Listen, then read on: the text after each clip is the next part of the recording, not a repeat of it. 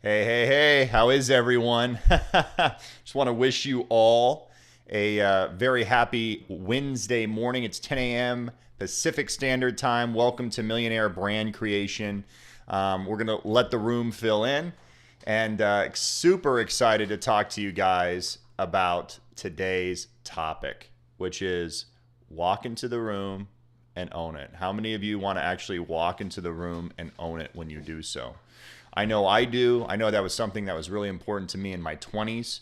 And so we're going to talk about that in full detail and also, get you guys going, get you guys pumped, get you guys excited, especially if you're in Arizona for this special event we have planned tonight. So Brian and Christy Culhane, as well as Grant and Elena Cardone, they're doing a big event at the Cardone Ventures headquarters here in Old Town Scottsdale.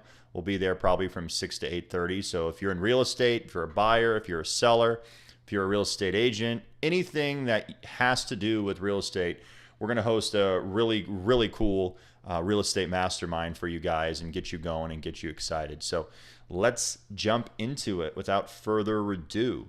How do you walk into a room and own it? The first thing that you really have to do is you have to do what we call pre-preparation strategy. So pre-preparation strategy, when you do anything, is making sure that you're prepared, right? And the first thing that you can do to prepare, especially as you walk into a room, like let's take tonight's event, for example, you want to dress to impress. And the reason you want to dress to impress is because whatever the situation is, you want to be the most confident, stand out, and you want to make sure you're the most curated person in the room and also the most put together. And what dress does, as we talked about last time, is it's truly a differentiator when it comes to your personal brand, right? If you're dressed well, you're going to walk into the room, people are going to notice you, they're going to talk to you, maybe they'll talk about you, and they'll comment on, wow, that guy looks very handsome, that gal looks striking, love her shoes, love her dress, etc. The second thing that you want to do in pre-preparation for making sure that you own the room is your hygiene. I know it seems pretty self-explanatory, but shower daily. Make sure you get your hair cut. Make sure that your scent is on point, not too strong, no scent at all, right? Make sure you brush your teeth. Make sure that you're really tuned in as to, am I put together? Do I look presentable? All of those things. Hey, Patrick, good morning. Hope you're having a great weekend as well. After your hygiene, you want to make sure that you have a health journey. How many of you are in the situation now where health is becoming more and more important in your life? You can type in the comment section below, like the video.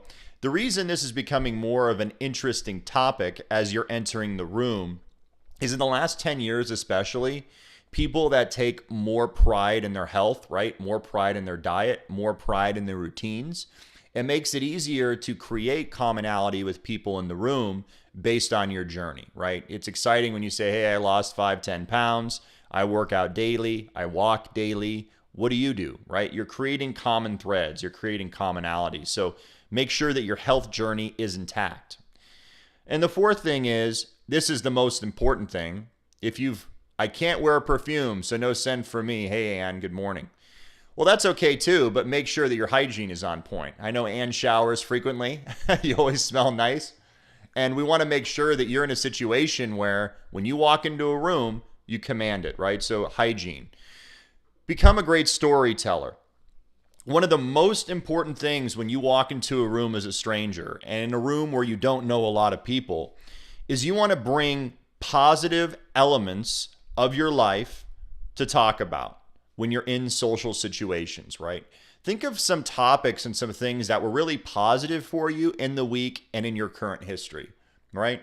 What did you do that was really exciting? Maybe you spent time with your family over Easter. Good morning, Lisa. Maybe you spent time with some of your friends. Maybe you went to a great restaurant. Maybe you had this exciting trip or exciting experience. People want to hear about that, right?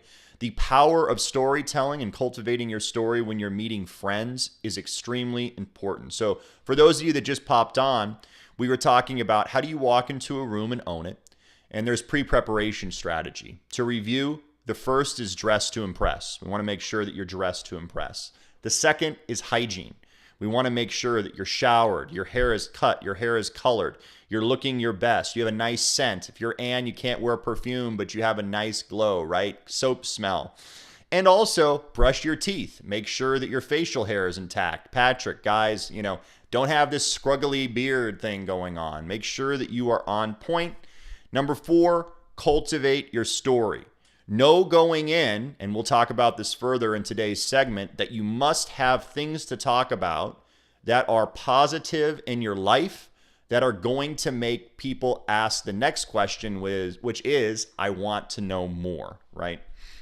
Now, when you're in a situation like one tonight, 90% of communication is nonverbal, 10% of communication is verbal. So what they're going to base you on initially is energy. You really have to heighten the energy. So many people, when they walk into a room full of strangers, right, they become the wallflower, right? You see judgment in their eyes. You see people going, I don't really know anyone. Maybe I'll stand in the corner. Maybe I'll be in the corner and say to myself, well, if someone comes up and talks to me, I'll talk to them. You cannot do that. You have to magnate energy and excitement when you walk into the room, right? And here's some ideas that you want to walk in and think about. So when you look at it, I look at it as the 3 C's. So if you're taking notes, maybe write this down when you're going into the room and say, these are the things I want to emulate. Number 1, calm. You want to be calm. You don't want to have a real crazy, jubilant personality that's going to be in a situation where it's going to turn people off with a lower energy standpoint. And you don't want to be so low energy that you're not attracting people, right? Calm. Second is confidence. When you're calm and you're confident, when you're walking into a room, people are really attracted to you, right? But the third thing that I want you to write down is you must be kind. So many people in situations are non-inclusive, meaning you meet someone you don't know. Whoa, I don't know who you are. Don't come in. Don't talk to me. You must be inclusive. If someone wants to talk to you, ingratiate them into your group and say, hi, I'm Ann. Hi, I'm Patrick. Hi, I'm Lisa. What's your name, right? Be kind. Learn about them. Those things make a big, big difference. Now, when you walk into a room, let's say you're going to this event tonight, 6 p.m. to 8:30 p.m., Old Town Scottsdale. You want to meet Grant and Elena Cardone if you haven't already. You want to talk to Brian or Christy. You want to talk to some of your real estate partners, or for those of you in different businesses, you want to be in the room with super successful people. How do you meet them, right? How do you interact with them? How do you get yourself in a situation where you're thinking to yourself, uh-oh, how do I make sure I don't make a fool of myself when my opportunity presents itself? So these are the things I want you to write down. When I give talks, the first thing I talk about is something called SCC. SCC. No, we're not talking about Scottsdale Community College. No, we're not talking about artichokes for those of you who are SCC fans, etc. What we're talking about more importantly is story. You have to know your story. You have to cultivate your story. S stands for story. The second thing when you meet someone for the first time is you want to establish commonality quickly. What do I have in common with Patrick? What do I have in common with Ann? What do I have in common with Lisa? What do I have in common with Mike? What do I have in common with all of these people that I'm in the room with? And if you don't know those people, then you want to start asking questions, right? Oh, did you see the Suns game last night? What'd you think of it, right? Oh, I love the Suns. I don't like the Suns. Whatever it is, you're trying to establish commonality. I like basketball. I like basketball. I like fine dining. I like fine dining. I like clothes. I like clothes, right? It doesn't really matter what they like. You want to find something that both you like and they like. That will ingratiate you to number 3, which is the third C, which is called conversion. And when people hear conversion, they're like, oh, you sleazy salesman, you're trying to convert me into a lead. You're trying to convert me into a client, an agent, whatever. It couldn't be farther from the truth. What conversion truly means in social situations is you both are getting something out of this interaction. That is the key to the game. You both are getting something out of this interaction. When you convert them, and as Patrick says, give them a compliment while you're at it. Absolutely, which we'll get into that even further in this talk. When you give them a compliment and it's genuine, people will notice that, right? And conversion has to do, it's a win-win. By me meeting this person, by them meeting me, we both have won in this interaction, and now I can start to give. I don't want to take anything from you until I've given you so much value that now you almost feel obligated to give me something in return. That's the most important dynamic. Now, one of the biggest questions I get, Patrick brought up a good point, is give them a compliment, right? But if you're not the most gregarious person, I'm an extroverted introvert. I would rather be alone and be at home and be relaxing with my loved ones and my close friends than I would being out there interacting and partying, right? And maybe you are like that. Maybe you are a total like normal extrovert where you love being around people. Or maybe it's learned. But the biggest question I get asked is, how do I go up and talk to people? Have you ever asked that question yourself? If you're in the comments, put in a comment and or, put in a like button or whatever. Lisa Reyes, Haas Pratt suggests in his listing book and classes that if you're not a real outgoing person, creates an alter ego. It will boost your confidence. I agree with that. Haas is really good. He has amazing energy. If you met Haas, how many of you have met Haas in person? Raise your hand. He has larger than life energy. He's fun, right? He's interactive. He creates a real community, and that's what people love, right? They love that energy. And energy almost becomes the game where people are going to judge you on. They don't know you. They maybe know of you. Maybe they've heard your name, but they're going to read your energy, right? 90% of communication is nonverbal, and what they're going to take is they're going to take your nonverbal cues and they are going to judge you based on nonverbal cues. We all do it. They're going to judge you based on your dress. They're going to judge you based on the way you carry yourself. They're going to judge you based on the way you talk, based on your kindness to others, how you treat the wait staff, how you treat the person next to you. Are you laughing, right? Are you smiling? Are you interacting? Are you having a great time? Or are you just a wallflower by themselves, twiddling their thumbs going, please, someone talk to me. What do I do now, right? We've all been in that situation. I've done it too, but the most common thing is, how do you get out of that mindset, right? How do you walk into a room and go, boom, I'm locked in, I'm ready, I know what I have to accomplish? The easiest way to talk to people, I've told my clients this in the dating business and real estate agents in general, and I'd write this down. If you have your notepad and or you're taking notes now, please write this down. The easiest way I have found to go up to a group of people is say, hey guys, you look like you're having a great time. I just wanted to introduce myself. I am Ann, I am Lisa, I am Patrick, I am Michael, I am all these different people. What's your name? And what are they going to say? Oh, buzz off, buddy. I don't really care about you, etc. Right? They're going to say, oh, I'm so-and-so. Nice to meet you. Now, the next question that they're going to ask, 100% of the time, I've been in 10,000 plus interactions. I almost know step by step what the next question will be. And if you know that next question, type it in the comment section. I will wait 5 to 10 seconds and see what you guys think that first question will be after you introduce yourself to someone you don't know. Type in the comment section right now. Let's see what you guys have to say. I'm really curious.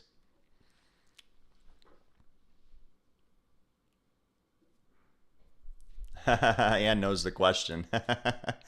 David knows the question. Lynette knows the question. Yep. Lisa knows the question, right? 10 times out of 10, they will ask you that question. You don't know what the question is? Look in the comment section. What do you do? What do you do? How many of you have been in that situation before where they ask you, what do you do? Type in the likes. And here's the real reason why they're asking that question. It has nothing to do with what you do for a living. They don't want to know. I'm a realtor. I'm an accountant. I'm a yoga instructor. They could care less. What they're really trying to get at in 1 to 2 seconds is, why should I know you? What makes you different than the next person? Why should I know you? What makes you different from the next person? What you know and what you know across every sector of society, people care about themselves. And so what they want to know is me knowing Lisa, me knowing Lynette, me knowing David, me knowing Ann, me knowing Matt, me knowing all these people. How is that benefiting me? right? How is that benefiting my life? And when you have your story, which we mentioned before, intact, excited, right? Your energy is popping. You know how to answer that question eloquently and precisely. People are going to ask the next question, which is, oh, wow, that sounds interesting. How did you get into that? Oh, wow, that sounds interesting. Tell me more about yourself. Lisa Reyes, and they say I'm name tag. They say, oh, you're a realtor. And I'm like, then they strike up a conversation about the housing market. Yes. Now, here's the real thing. And I would almost put that whole concept on its head. When someone sees a name tag, right? It's handwritten, etc. Everyone has a name tag, what have you. Great. But to be honest with you, when you look in the highest sectors of society, when you're at a black tie event, if you're wearing a beautiful suit or you're wearing a beautiful dress, that is your name tag. You don't need to have something that says, I am a realtor, I am David Marsh. In fact, in the highest sectors of society, people will look down on you by doing that because they will judge you as a worker as opposed to an equal. And so when you think about that, there's nothing wrong with having a name tag. There's nothing wrong with putting a name tag on in an event that is appropriate. Maybe tonight it's a real estate event, etc. But more importantly, your name tag, based on other things we talked about in the previous episodes, should be the subtleties of your personality, the subtleties of your attire, the subtleties of your accessories, the subtleties of how you treat people, the subtleties of being kind and being an interactive, and the subtleties of wanting to know more about them. People want to hear about themselves. So the more you ask them questions about them, the more you do SCC, you implement your story, you create commonality by asking questions about them and listening attentively, and then you're converting, right? That's the key to the game. Now, I'm going to tell you a multi-million-dollar trick right now that has got me in the front of the biggest A-list celebrities on the planet, that has made them talk to me, and that has also made them like me. You guys ready? I'm going to give this to you. Are you ready? Patrick, you ready? Lisa, you ready? You guys ready for this? This is the biggest takeaway I've ever had. And what they call it is they call it social proof. Now, when you go up to Grant Cardone or you go up to Elena Cardone this evening and you say, hi, I am Patrick Haswell. Nice to meet you. Elena and Grant Cardone are probably going to say to themselves, who the fuck is Patrick Haswell, and how is this person going to give me value? How is this person going to get me to the next billion? How is this person going to get me in front of, the next president of the United States, right? That's the key to the game. And the way to get around that is you see who is in Grant and Elena's inner circle, which we know Brian and Christy are, which we know certain people in our organization are. Take note of this, guys. This will get you in really quick. And you use that to your advantage. So if you're taking notes right now, this is what you say. You ready? And I'll know you're taking notes because I'll see you tonight and you'll use this. You'll go up to Grant or Elena and you say, Grant, Elena, just wanted to introduce myself. I am Patrick Haswell, and my good friend or good friends, Brian and Christy Culhane, really say great things about you. All they do is talk about how great you guys are. I just wanted to introduce myself and pass on the compliment. So such a great pleasure to meet you. Now, instantly, what happens? What changes? Number one, now you're not a nobody anymore because you have been approved by someone that they have already approved. You following along? And now that Christy and Brian have said, Patrick's a great person, Lisa's a great person, Ann is a great person, I approve this person, now they will look at you differently. Not as someone that's of lower dynamic than them, but more importantly, as someone that has something in common and as of equal value. That's the key to the game. You're establishing commonality. You're establishing, hey, I'm not here to take anything from you. I just want to pass on a compliment, be the messenger, and say, you're great. You're helping a lot of people. Thank you so much. And what's going to happen is when you meet someone for the first time of very high socioeconomic power, right? Someone that is really well known, someone that's maybe a celebrity, someone of ultra high net worth, they are not going to know who you are. You're going to tell them your name. I'm Lisa, I'm Patrick, I'm Ann, I'm all these people. And they're going to say to themselves, okay, cool. Hey, nice to meet you, Ann. Nice to meet you, Patrick. And they're going to forget you 2 minutes later, right? But if you establish commonality, if you establish the compliment, and they keep seeing your face over and over and over and over and over and over, they're going to say to themselves, who is that guy? Who is that gal? Who is Lisa? Who is Patrick? Who is Ann? I keep seeing them all around. They must be important. And I remember they were the ones that said, oh, Brian and Christy are really great people and they speak highly of us. I want to get to know them more. And that's your input. That's your entry point. Everyone likes a genuine compliment. Everyone likes the social proof to be given and said, oh yeah, they're like me. I'm in. I want to be their friend, right? And if you come at it from a lower demographic where it's like, hey, I want a selfie. Hey, bye, gone, see ya. They're going to like, okay, I don't need to interact with this person, right? What are they giving me that I don't know? Savannah, you liking this? Put in a little thumb if you like this. Because that's the truth of the game. That's playing the social game at the highest possible level that no one tells you, because I've learned this the past 15 years with my clients. Celebrities, I'll save you the suspense, they just want to be treated like normal people. When you treat them differently, they're going to treat you lower. When you treat them like a friend, when you treat them like a companion, when you treat them like someone that is just like you, and you're complimentary, you're kind, you're inclusive, you're bringing them value, you want to learn, you say, hey, I followed your content, I love your stuff, give them genuine compliments. And here's a great thing. You really want to really go the extra mile and make a big impact, care about something that they care about. I'll say that again. Care about something that they care about. And if you know a lot about that, like let's say you want to meet Elena. I had a friend yesterday that is a huge Elena Cardone fan. I was at a roundtable fire with a bunch of neighbors and a bunch of people that I know. And we were talking about the event. And this girl goes, I love Elena Cardone. I love her so much. I want to meet her so bad. I said, well, now if you have the opportunity to meet her and I put you in front of her and I introduced you to her, what would you say? I don't know what I would say. I'm almost scared to say anything because I respect her so much and look up to her, right? Right, David? You know that mentality, right? I don't know what to say. What do I say to someone that's the wife of a billionaire? What do I say to someone that wrote a book? I don't know what to say.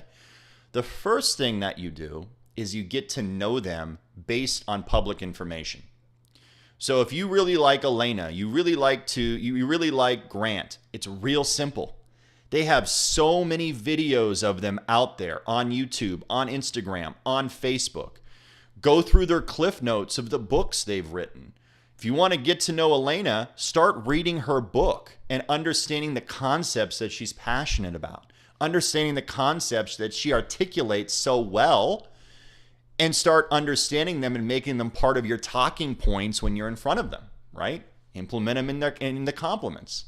Hey, Elena, just wanted to introduce myself. I'm friends with Brian and Christy Culhane. I'm friends with Matt Culhane, Michael Banovac. Just wanted to say hi. And I just wanted to say I loved your book. Chapter 12 about ... really helped change the trajectory of my life. What made you think about that concept, right? Well, of course, they're going to want to talk about it because they wrote it. It's important to them. It's passionate, right? They're excited. And then they like you. They like you. You've established your story. You've established your commonality. And now what have you done? You've converted them from a person they don't know, they don't trust, they don't like, they don't have any understanding of, to a person of, oh, this person respects me. They like my content. I can help them. I want to get to know them. They're now my friend. And that's what you want to do throughout the evening. That's what you want to do, is cultivate these genuine relationships. and go do that, not just with 1 or 2 or 3 people. You're going to have your list of people you want to meet and interact with and maybe get the selfie with and all those things. But more importantly, do this throughout the evening with everyone that excites you. You know, if you guys are in Arizona, which I know you are, David, and you're coming to the event this evening, do that to me. That way I know you've listened and you've implemented that. I'm totally going to respect you guys more by saying, oh yeah, I liked what you said today. I totally implemented it. You're a cool dude, or whatever, right? Share the content. All this is what it's about. Now, when you're in this environment, how do you do the nonverbal things to make the verbal impactful? Okay. The first thing that you have to do, and the reason I always preach on white teeth and the reason I always preach on hygiene and all those things, is you have to smile. You know, smile is the most important dynamic of your guys' brand.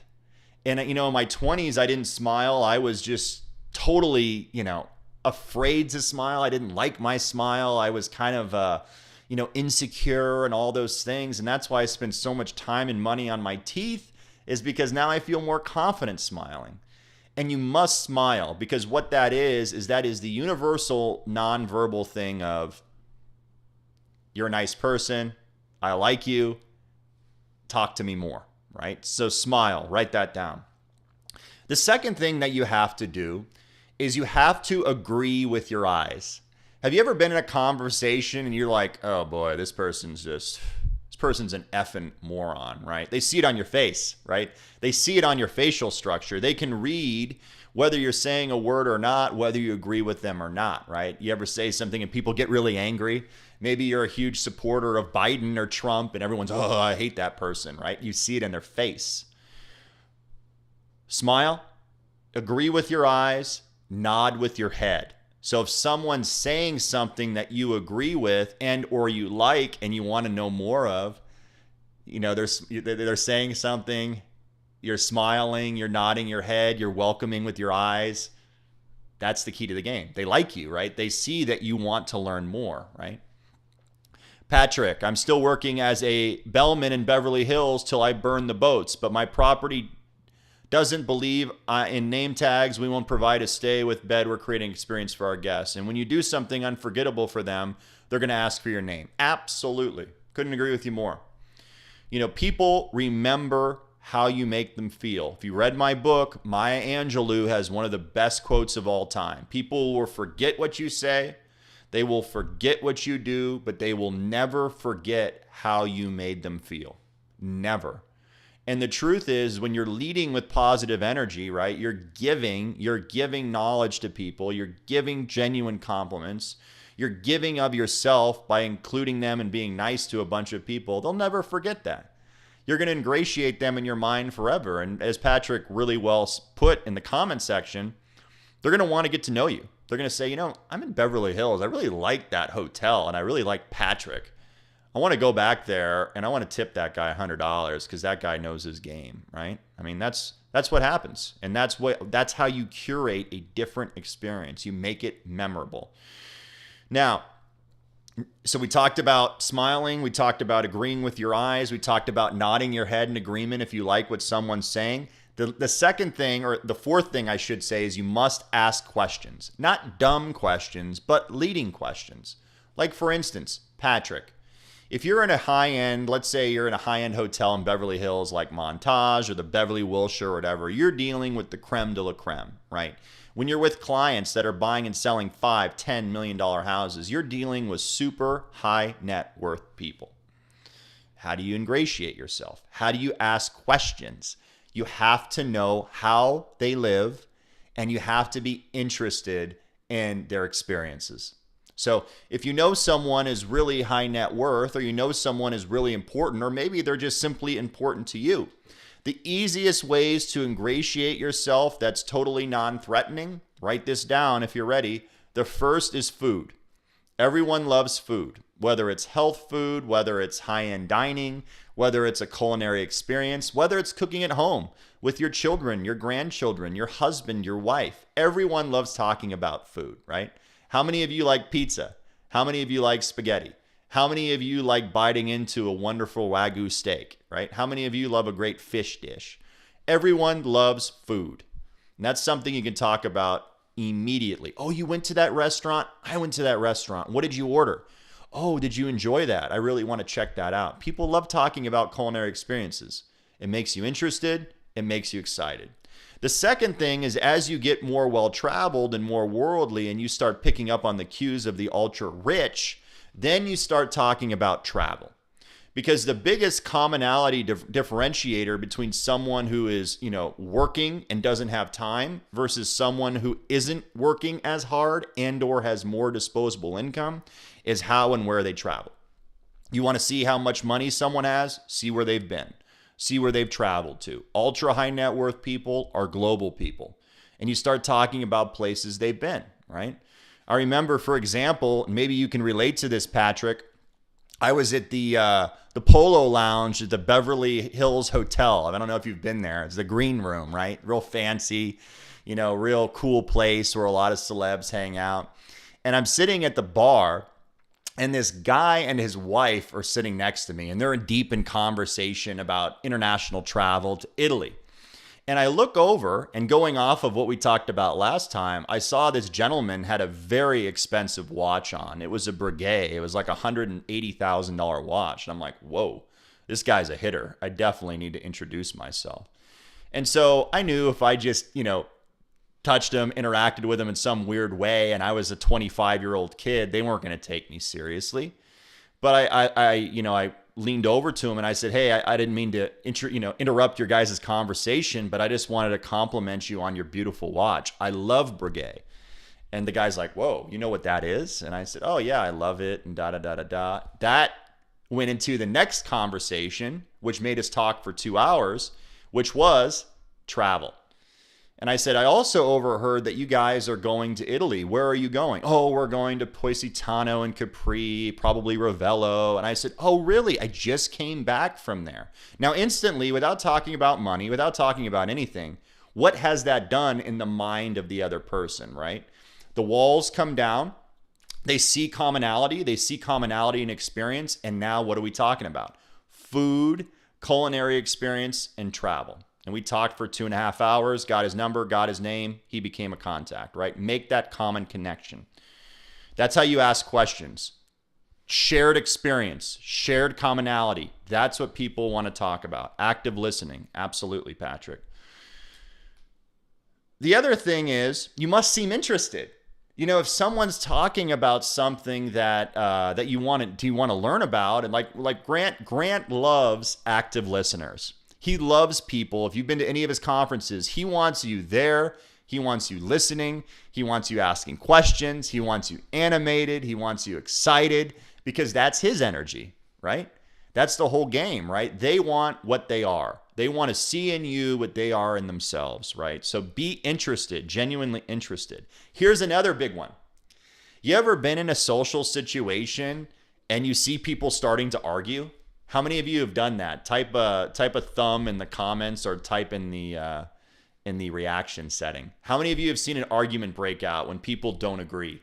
And you're like, whoa, this is weird effing energy, right? We've all been in that situation. And you're like, that could have been avoided, right? Here's another thing. Whether you believe them or not, whether you agree with them or not, a person that will command the room, that people will always respect, is you got to make sure that you don't argue. You don't argue in that moment. If you disagree with someone, which is great, hold your tongue, reserve your judgment for later, and then implement through a thoughtful way what you truly believe. Because whether someone's a Republican or a Democrat, whether someone is pro-life or pro-choice, whether someone is Catholic or Lutheran or Buddhist, that is important to them. And whether you agree with them or not is irrelevant. By you arguing with them, by you correcting them, by you putting them down when they're in the eyes of a public setting and other people, you just lost currency with that person. So do your best not to argue, not to put down. The next thing is based on the age demographic, I hope you guys are taking notes because tonight is a great example to put this to use. When you establish that commonality, right? You told your story, you've established commonality. Now you're converting them. How do you convert them? Maybe it's a beautiful woman that you want to date. Maybe it's a handsome man that you want to ask you out. Maybe it's a business colleague. Maybe it's someone that you want to collaborate with and do a podcast with. Maybe it's a buyer or seller. Maybe it's an agent that you want to recruit. How do you convert, right? The easiest way to convert, especially if they're younger than the age of 35, is you say, oh my God, I love everything that we talked about. I loved everything that's going on in this conversation. I'd love to connect with you. Are you on social media? Are you on Instagram? And if they're under the age of 35, 8 times out of 10, they will have an active Instagram, especially if they're an influencer and they're a marketer. And you tell them, I'd love to follow you. Do you mind if I follow you and comment on some of your stuff? And I just love to promote you because what you're saying totally resonates with me. What are they going to say? No, I don't want another follower. I don't want another friend. I don't want someone promoting me. Of course they're going to say, oh, absolutely. Here's my handle. Follow me. Oh, by the way, I really liked you too. I want to follow you, right? I want to follow you. I want to like you. I want to collaborate with you. Now, if they're over the age of 35, you're dealing in real high-end older people. When appropriate and if appropriate, the best thing to do is, if it makes sense, if it doesn't make sense, don't pull the social media play, is you exchange numbers, right? Someone who is way higher up on the social strata than you most likely is not going to give you their number. Maybe they'll give you their secretary's number. Maybe they'll give you a contact deal, but they will pre-vet you even further. Like, for example, when I met Glenn Stearns for the first time and we connected and we followed each other on Instagram or whatever, I said, what's the best way to contact you? I'd love to introduce you to, some of my friends. And he said, the best way to contact me is to get in touch with my secretary. He gave me his secretary's number, right? And so I reached out to his secretary and I said, hey, so-and-so, Glenn wanted me to reach out to you. What's the best way to get in touch with him? And she says, well, first of all, I get calls all the time, people wanting me to interact with Glenn, because of Undercover Billionaire and da-da-da-da-da. And I said, oh, I don't want anything from him. I don't want to pitch him on anything or try to sell him anything. I just genuinely want to make a connection and be a friend. And any way I can help him, boom. And she says, oh, okay, no problem. Let me get in contact with him and he'll send you an email. So he sends me an email and we start chatting and bullshitting and whatever. But it's those things, like, you got to be able to calibrate, guys. When you're in a situation and you're like, I want to connect with this person, how do I calibrate that best suits them and what they're most comfortable with, right? So if they're under 35, Instagram, follow. If they're over 35 and it's appropriate, ask for the number. You guys liking this so far? Type in the comments section if you like this so far. I'm curious. Yeah, this is going by quickly. I'm excited because this is what I love to do too. Now, the most important thing and how you're going to convert these genuine interactions the most is the follow-up, right? So many people follow up and they're like, oh, hey, bro, I saw you a couple days ago. I had a great experience. What do I do? Well, they're not going to remember you unless you did those things, right? Unless you did those things that we previously talked about. They're not going to remember you. They're going to think you're a sleazy salesperson trying to sell them something. But more importantly, the way you follow up is if they're 35 and under, right? And you're following them on Instagram and they're following you, so they're seeing your curated content, you want to DM them within a 24 to 48 hour period. So if you met them 24 hours ago, don't wait longer than 2 days because they're going to forget who you are. And all you say is you say, hey, I'm Brennan. Hey, I'm Ann. Hey, I'm Lisa. Just wanted to tell you how awesome it was to meet you the other day. I really enjoyed our conversation. Is there anything I can do to collaborate with you, to promote you, to do something in good faith, just to show you how much I appreciated you? Do you want me to promote something for you? Do you want me to do a shout out for you? Do you want to do a podcast together? Can I introduce you to some of my friends? What can I do? Right? What can I do for you? I don't really want anything. I just liked you. How can I promote you? The second thing is the phone call. So if they're over the age of 35, or maybe they're not, fully immersed in social media and they're not aware of how powerful that tool is, you give them a call. And you don't expect anything in return. You just call them and you say, hey, I'm Ann. I really enjoyed meeting you at Grant Cardone's event Wednesday night. I really loved our conversation. If there's any way we can collaborate, if there's anything that I can do for you, if there's any way that I can help you, introduce you to other friends, introduce you to a contact, just let me know. Talk to you soon. Bye. Click. That's it. 9 times out of 10, if they felt it was a genuine relationship and interaction, they will call you back. And if not, that's okay too. Maybe they forgot. Maybe they didn't feel the connection. Maybe. Doesn't matter. They're still in your CRM. You're still following up with them over time, and you're still going through that process. Janice says, my husband just said, this is good, love it. Well, good. I'm glad you enjoy it. Patrick, get an address, send a handwritten note.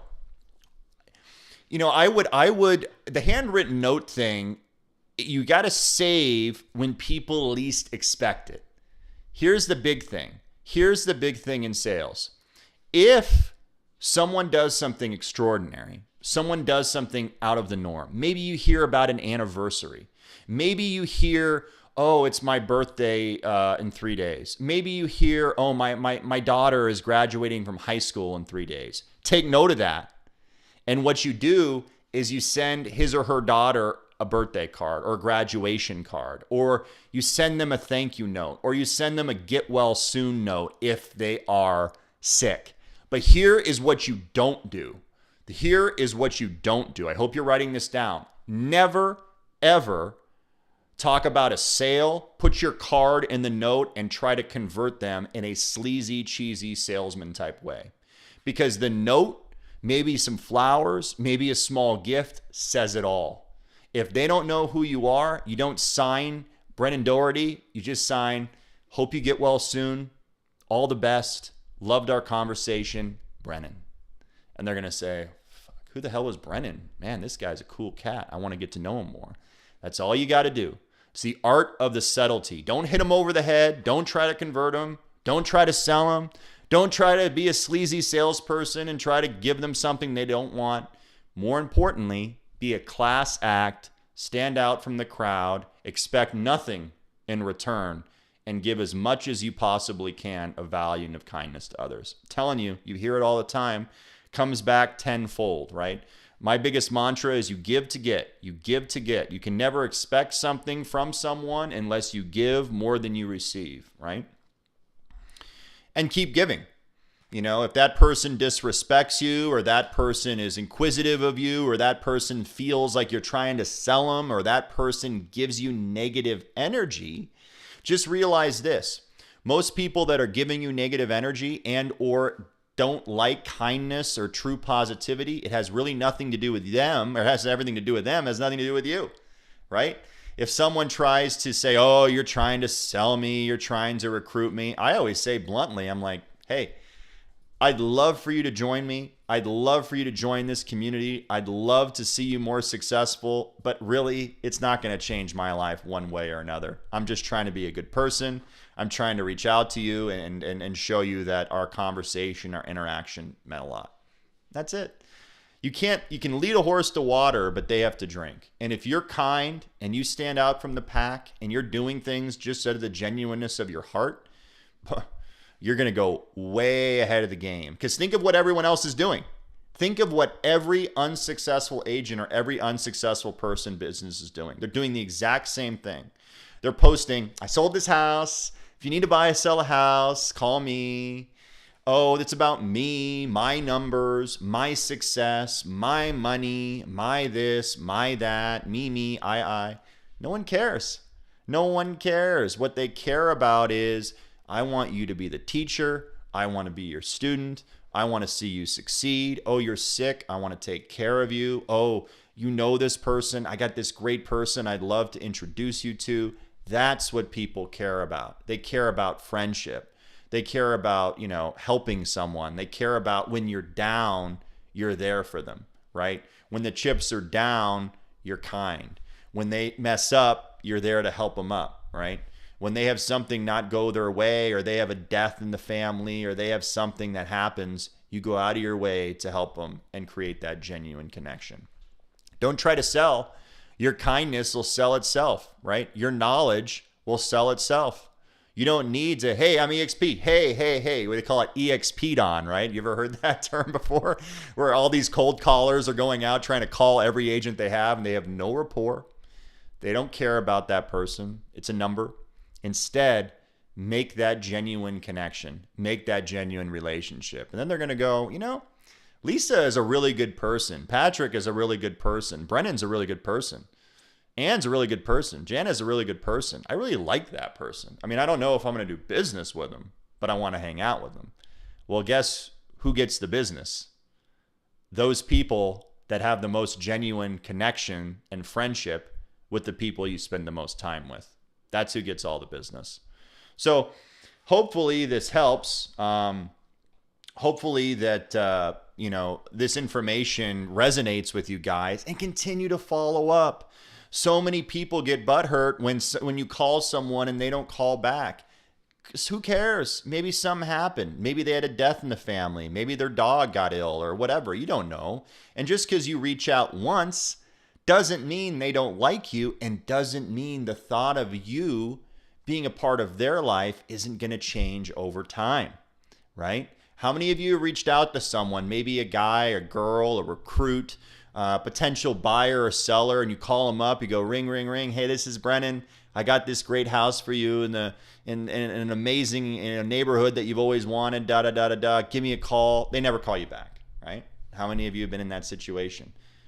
Why do you think that is? Who cares? It doesn't matter, because again, that has nothing to do with you. You put out the goodwill. You did the right thing. You were thinking about them in that time. Maybe it has to do with them. But never, ever burn the bridge. Never, ever go, oh, this person never called me back. F them, da, da, da, da, da. That's what so many people do. And if you have more resilience, you have more kindness in your heart, you have more understanding of the things that pop up in day-to-day life, and you keep reaching out. You keep giving. You keep giving them opportunities. You keep inviting them. You keep doing these things. You keep sending them content that helps them. You keep introducing people to them that maybe will help them in their business. You keep promoting them. Sooner or later, especially if they have good energy, they're going to want to reciprocate. They're going to want to bring you business. They're going to want to be your friend. They're going to want to say, you know what? I really want to promote that person. That person's a good person. I like that person, right? It's that whole pay it forward. It comes back to you tenfold. So hopefully you guys enjoyed this. I just went on a rant here for an hour, but I really love this stuff. And how many of you in the comment section are in Arizona or coming to the event tonight from 6 to 8:30 p.m.? Type in the comment section below. And is there any questions, now that we have 7 minutes left, that I could help you answer? Maybe you're getting ready for tonight. Maybe you're getting ready for a big client presentation. Maybe you're getting ready for a big recruitment coffee or lunch, like right after this podcast. I'm going to go see a friend of mine and talk about, EXP. They reached out to me and they said, I love what you're doing. I love your energy. I followed you for a year and a half. Maybe this will work for you. Maybe it will. Maybe it won't. Shit, I don't know. But I'm here to give you all the facts and say, hey, let's see if this works for you. If it works, great. If it's not, great. I'm still going to be your friend either way. So we'll see you there, Ann. We'll see you, Lisa. We'll see you guys. You guys have any questions? Are you guys going to implement all this stuff tonight if you're at the event? Let's see. Okay, I'm going to hold you to it. Because once you do this, Brian had a great point. I don't know if you guys listened in Clubhouse this morning. He gave me a compliment, which I always appreciate, right? Everyone likes compliments. And he's like, God, Michael is such a good public speaker. The Barry team. Type in your name, the Barry team. I want to know who I'm talking to. That's a good picture of you. Lynette. Yeah, Lynette. Lynette, hey, by the way, I'm actually going to be in Tucson, I think on the 29th and 30th of April. So if you're free for coffee, Matthew, what's up? Yeah, Matthew, awesome. If you're free for coffee, and I'd love to take you out for a cup of coffee and brainstorm too in person. But anyway, I hope this really gets you guys going. I hope it gets you fired up. And the funny thing about all this can be used in every social setting and situation, right? This isn't just about real estate. This isn't just about buyers and sellers. This isn't just about procuring agents for your downline. This is about your life. I mean, this is about your boyfriend, your girlfriend, your husband, your wife. This is about meeting someone that you really like at a great social event that you see someone, you're like, whoa, that person is just cool. How do I interact, right? How do I do those things? Remember, the social cues. Oh, we have someone in common that we know. Let me go up to them and say, so-and-so speaks very highly about you. I'd love to introduce myself. Everyone loves that. Everyone loves that. In fact, here's the thing. A lot of you asked about Kevin Costner and all that stuff because of Yellowstone and all that. My mom met Kevin in 1995. And I thought to myself, when I talked to him, I got to talk about that experience because he will not remember her, most likely, because I'm sure a lot of people meet him, you know, they like him, whatever. But he's going to remember something about the experience. And as I mentioned before in a previous episode, what he remembered was Pink Floyd. And so that whole day that we were interacting with him, Brian, Christy, myself, Brian Heisey, Kristen, his wife, all we talked about was Pink Floyd. And so he, again, created the commonality, created the hook, right? He remembered that person. Like, oh, that's the Pink Floyd guy. That's the Pink Floyd guy. I like that guy. Yeah, bring that guy into my trailer. I like Michael. I like that guy. He kept saying that because, again, we're like, oh, Pink Floyd. I love Pink Floyd. Now, I do like Pink Floyd, but is it my favorite band? No. But Kevin, if you don't know, is a huge Pink Floyd fan, right? So you're finding commonality. You're finding these things that are the ties that are binding us together in day-to-day life. You're finding ways to help people. You're finding ways to promote people. And you guys, I'm going to give this to you for free because this is what I'm telling my whole team. Ann knows this. Mike knows this. Lynette knows this. And if Lynette doesn't know, she will know if you're still on the call. Jules knows this, and so many other of these leaders know this. It's you got to run the play. And the play is you got to constantly be interacting with influencers, people that have access to people that are movers, people that are shakers, people that are buyers and sellers that have influence on other people, ingratiating yourself and really saying, hey, I love your profile. I love your energy. I love you on LinkedIn. I love you on Instagram. I love you on Facebook. I'd love to collaborate with you. What can I do to help promote you? What can I do? Can I bring you on to Millionaire brand creation? Can I bring you on making money, making friends? Can I bring you on financial patio? Can I introduce you to any of my friends? Can I introduce you to any of my celebrity friends, right? What can I do for you? Now, you guys know who is going to say no to that type of offer? No one. Because everyone wants something from someone, right? No one's going to say no to generosity. No one's going to say no to someone saying, hey, I like you. I want to promote you. What can I do for you? So have an abundance mindset. If you guys don't have any questions, and if you do, type them in the comment section below. If you like this, put a little thumbs up in the reactions. If you haven't already too, please subscribe to Culhane groups in the YouTube thing. And if you like this video, share it. You know, if this information resonates with you, Lynette, Matt, David, Lisa, you know, share it with your team. I mean, again, it's not about promoting me. I'm going to promote myself with your help or with not, but I want to promote you. You know, I want to see you guys in the comment section. I want to be interviewing you. I want you to be my guests on these podcasts. I want to be highlighting you. You know, I want to be in the situation where I can point to you and go, you guys are the stars.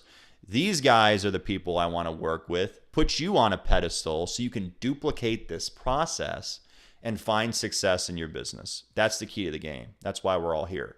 If I'm successful, you're successful. If you're successful and you teach the play to other people, they too will be successful. So hope you guys are great. Hope you have a wonderful day, and see you guys next week, and see you tonight. Take care. Bye-bye.